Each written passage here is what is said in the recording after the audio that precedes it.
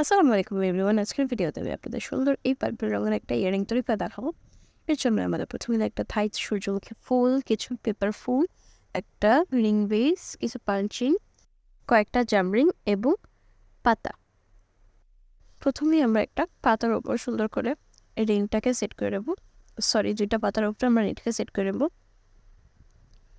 তারপর এর উপরে আমরা থাই সূর্যমুখী ফুলটা অ্যাড করে দেবো। আপনারা চাইলে নর্মালি এভাবে একটা কাটাতে তৈরি করে নিতে পারেন। এরপর আমরা এর দুই পাশে ছোট ছোট যে পেপার ফুলগুলো আছে সেগুলো আঠার মাধ্যমে ভালোভাবে লাগিয়ে নেব। আপনারা চাইলে এটাকেও একটা সুন্দর কানেক্টর হিসাবে ধরে নিতে পারেন, বা এখানে আপনি পারলে ইউজ করতে পারেন রিংগুলো ভার্ট করার জন্য। তবে আমার অর্ডার ছিল সম্পূর্ণ রিংটাকে পার্পল পেপার ফুল দিয়ে কভার করার, তাই আমি এটা সম্পূর্ণ পেপার ফুল দিয়ে কভার করছি। আমি একটা একটা করে সম্পূর্ণ রিংয়ে পেপার ফুলগুলো অ্যাড করে নিলাম। এবার ফুলের দুই পাশে দুইটা নীল রঙের রেনও এখানে অ্যাড করে দেব। এবার আমরা রিংয়ের উপরে একটা নোজ প্লাসের সাহায্যে বড়শি হুক অ্যাড করে দেব।